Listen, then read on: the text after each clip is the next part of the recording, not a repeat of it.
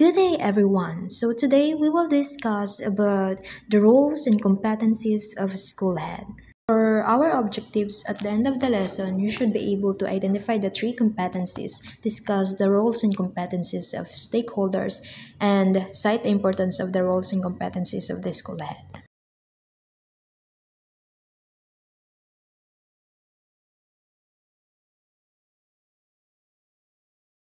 So for the promoting shared responsibility for school improvement, as a school head, it is important that we promote the goals of the success of school. Its purpose is for us to be responsible and develop improvement and be able to have a future success with our co-workers. Hello everyone, so my name is Maria Merlisi Kalahate and today I will discuss to you the domain 1. So for indicator So 1.1 Build trust and lead teams communicates for school improvement. So for build trust and lead teams communicates for school improvement. For 1.1 enabling competency, what we're going to do is build trust in our coworkers and communicate for the improvement of the school. Dapat is we have a good relationship with our coworkers for us to have a better experience at work and para na rin maging maayos yung pakikitungo natin sa kanila and maging maayos yung pakikitungo nila sa atin. Ang pinaka-highlights lang naman itong mga indicators na nakalagay dito is dapat aware tayo sa mga policies, regulations, and na ang pinaka-highlights lang naman dito sa mga indicators na nakalagay dito is for us to be aware of regulations, rules, and mga policies na dapat alam natin and dapat nasasaayos natin ito. And para nang sa gayon, maunawaan natin kung ano yung dapat nating gawing action sa ating mga coworkers. Enabling competency 1.2 Empower the community to work for enhancement of school performance. So, as a school head, syempre, dapat ini-encourage natin yung mga coworkers natin na teacher na magkaroon sila ng strategy na mas ma-engage yung student natin when it comes to learning. Syempre, kapag ganon yung magiging approach natin sa student natin, mas magiging interested sila. So, the highlights of the indicators from 1.2.1 to 1.2.4. Highlights lang dito is kung paano yung magiging projects and programs natin na isasalang-alang natin sa school natin. Siyempre, dapat naka-alignment yung mga dapat na materials na needed ng students and teachers natin and other stakeholders. Siyempre, dapat yung mga unahin natin yung mga dapat na kailangan lang ng school and yung mga priorities. Ang purpose nun ay para nang sa gayon may maayos tayong pamamalakad sa loob ng paaralan. Good day everyone. I am here to discuss you the communicating effectively with different stakeholders. So it involves some understanding and addressing their unique needs, expectation, and interests. So I have here some key strategies on how to communicate with the stakeholders. First is identify stakeholders. So it is important to identify who are the stakeholders, kung sino ba yung mga makakasalamuhan natin or yung makaka-communicate natin. Second is understand their perspective. Siyempre, kapag nakikipag-usap tayo sa kanila, we need to respect or address of what their unique needs. And the next naman is tailored communication. So it is important na magkaroon tayo ng tailored communication para alam natin kung ano ba yung goal nila or yung gusto nilang sabihin sa atin. And next naman is the active listening. Siyempre, as a communicator, so kailangan mas makinig tayo sa kanila ng mabuti para mas magkaroon tayo ng magandang usapan or mas maganda yung flow ng ating topic. And next naman is yung regular update and the last one is the feedback. So sa regular update, so need naman nila na magkaroon ng update so para alam nila kung if meron bang nagkakaroon ba ng development or kung ano na ba yung nangyayari. And for the feedback mechanism naman is important din na magkaroon ng feedback mechanism para if ever pwedeng mas mapaganda yung idea or mas maging malinaw yung usapan. Good day everyone. I am here to discuss you the communicating effectively with different stakeholders. So it involves some understanding and addressing their unique needs, expectation, and interests. So I have here some key strategies on how to communicate with the stakeholders. First is identify stakeholders. So it is important to identify who are the stakeholders, kung sino ba yung mga makakasalamuhan natin or yung makaka-communicate natin. Second is understand their perspective.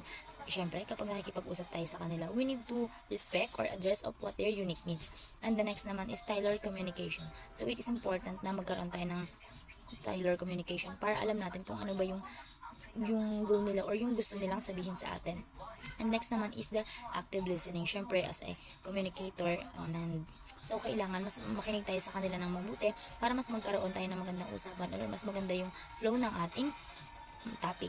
And next naman is yung regular update, and the last one is the feedback. So sa regular update, so need naman nila na magkaroon ng update, so para alam nila kung if meron bang nagkakaroon ba ng development or kung ano na ba yung nangyayari. And for the feedback mechanism naman is important din na magkaroon ng feedback mechanism para if ever pwedeng mas mapaganda yung idea or mas maging malinaw yung usapan.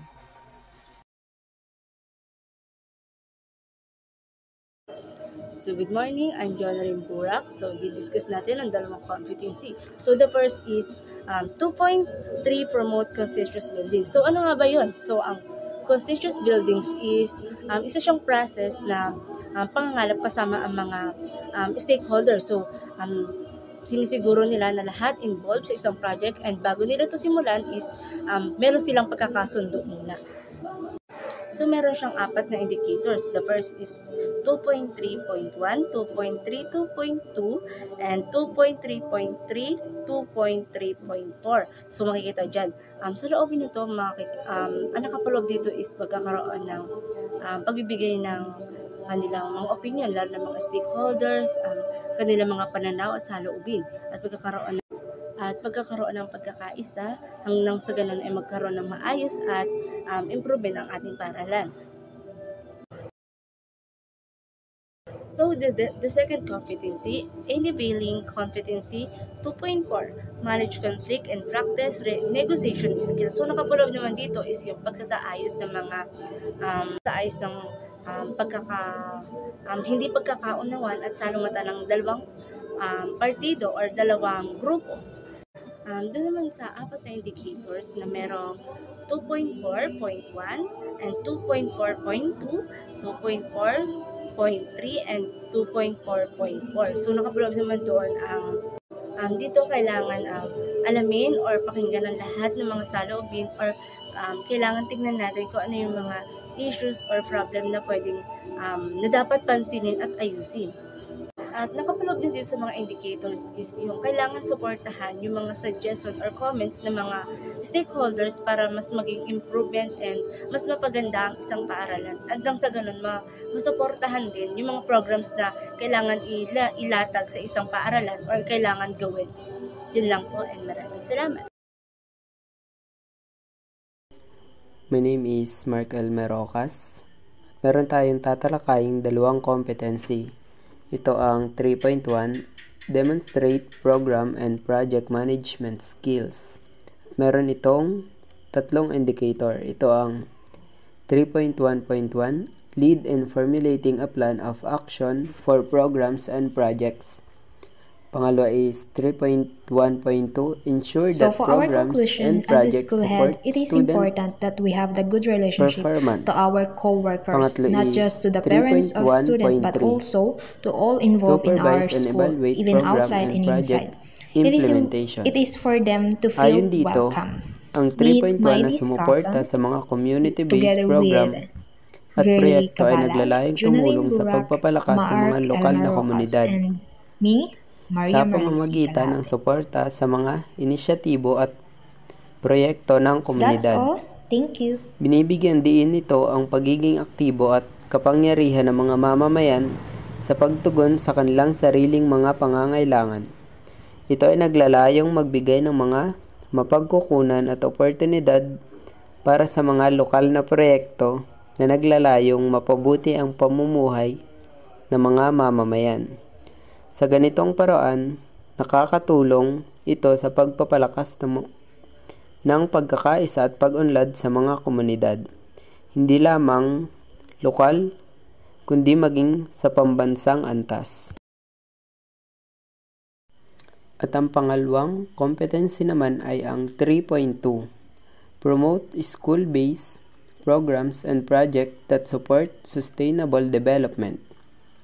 At meron itong 4 na indicator. Una, 3.2.1, demonstrate understanding of education for sustainable development. Pangalawa is 3.2.2, collaborate with local, national, regional, and international partners that support education for sustainable development. Pangatlo is 3.2.3, engage the community in creating a safe, healthy, resilient, and learner-centered environment. Pang-apat is 3.2.4, develop and coordinate programs and projects that support sustainable development. Ayon naman dito, ang pagpapromote ng mga programa at proyekto sa paaralan na sumusuporta sa pag-unlad na may bisa ay ang pagtataguyod ng mga inisyatibo sa loob ng mga institusyon ng edukasyon na nagtutugma sa mga pangangailangan ng kalikasan, lipunan at ekonomiya habang pinapangalagaan ng pangmatagalang kaayusan. Ito ay naglalaman ng pagtataguyod ng mga proyektong nagpapalakas sa pangangalaga sa kalikasan, pakikilahok ng komunidad, at pagpapalakas ng ekonomiya upang makatulong sa mga layuning pangmatagalang pag-unlad. So for our conclusion, as a school head, it is important that we have a good relationship to our co-workers, not just to the parents of students, but also to all involved in our school, even outside and outside. It is for them to feel welcome. So meet my discussion together with Girly Ann Cabalag, Junalyn Burak, Mark Almarocas, and I am Maria Merly C. Calahate. That's all. Thank you.